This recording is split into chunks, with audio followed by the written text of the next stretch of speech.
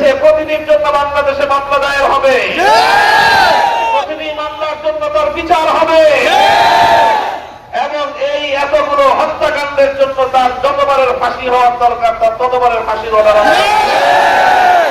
আর এই হত্যাকারিণী, এই ঘাতক শেখ হাসিনাকে ফিরিয়ে এনে বাংলার মাটিতে তার ন্যায় বিচার নিশ্চিত করার দাবি আমরা জানাই। প্রিয় সাথী ও বন্ধুগণ, কথা আমি আর দীর্ঘায়িত করছি না, আপনারা দীর্ঘ সময় ধরে অপেক্ষমান ছিলেন, শুকরিয়া আদায় করি। শুধু একটি পথ সভা করে শুধু 2 বার 3 বার স্লোগান দিয়ে ঘরে ফিরে গেলে চলবে না। স্বাধীনতা অর্জন করাটা যত কঠিন, স্বাধীনতা রক্ষা করা তার চেয়ে বেশি কঠিন। কাজে আজ বাংলাদেশে, গোটা দেশে যে কোনো নৈরাজ্য সৃষ্টির পায়তারা ষড়যন্ত্রকে শক্ত হাতে মোকাবেলা করতে হবে। আজকে হলো 14ই আগস্ট, আগামীকালকে 15ই আগস্ট, পরশুদিন 16ই আগস্ট। এই 3 দিন বিশেষ করে আপনারা এলাকায় এলাকায় পাহারা দিবেন, আপনারা শোভাযাত্রা করবেন, সোচ্চার থাকবেন, সচেতন থাকবেন, যেন পরাজিত ফ্যাসিবাদী শক্তি আবার যেন এই জাতির বিরুদ্ধে কোনো প্রতিশোধ গ্রহণ করতে না। দেখেন, এদের রক্তের মধ্যেই প্রতিশোধ পরায়ণতা আছে।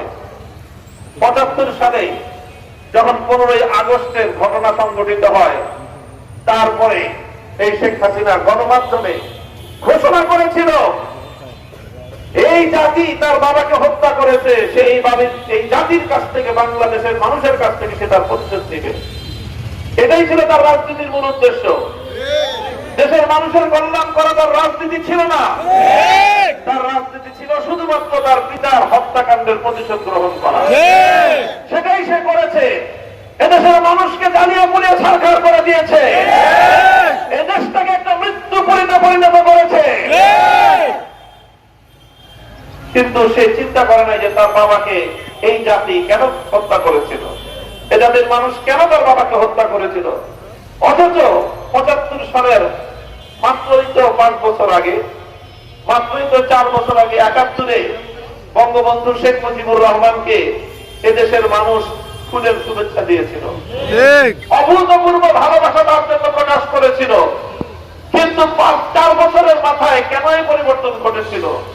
কি করেছিলেন আপনাদের আওয়ামী লীগ তখন এই সারা দেশে যেই অবস্থা তৈরি করেছিলেন, আজ 2024 সালে এসে এদেশের মানুষ হারে হারে টের পাচ্ছে যে মেয়ের যদি হয় এই অবস্থা, তাহলে বাবার কি অবস্থা ছিল।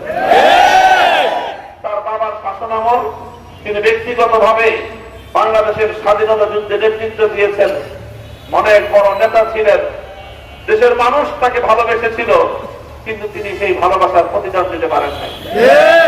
তার নেতৃত্বে বাকশাল কায়েম হয়েছিল, এদেশের মানুষের রাজনৈতিক অধিকার হরণ করা হয়েছিল, দেশের মানুষের টুটি চেপে ধরা হয়েছিল, মানুষের বাকশক্তিকে রুদ্ধ করে দেওয়া হয়েছিল। সারা দেশ 75 সালে আরেকটা এরকম মৃত্যুপুরী 30,000 যুবককে শুধু হত্যা করেছিল শেখ মুজিবুর রহমান রাজনৈতিক বিরোধের কারণে। 30,000 বাংলাদেশের স্বাধীনতা যুদ্ধে বলা হয় অনেক মানুষের শাহাদাতের কথা, সঠিক পরিসংখ্যান আল্লাহই জানেন। কিন্তু স্বাধীনতা পরবর্তীতে শুধু শেখ মুজিবুর রহমানের সঙ্গে রাজনৈতিক বিরোধ থাকার কারণে 30,000 যুবককে ঘর থেকে তুলে নিয়ে হত্যা করেছিল। সেই কারণেই 75 আগস্ট 15ই আগস্ট সংগঠিত হয়েছিল। আপনার দল, আপনার বাবা এবং তার সাঙ্গপাঙ্গরা কি অন্যায় করেছিল সেটা লক্ষ্য করলেন না। শুধু আপনার বাবাকে হত্যা করা হয়েছে, সেই প্রতিশোধ পরায়ণ হয়ে তিনি রাজনীতিতে আসছেন। আর বিগত সেই 81 সাল থেকে 24 সাল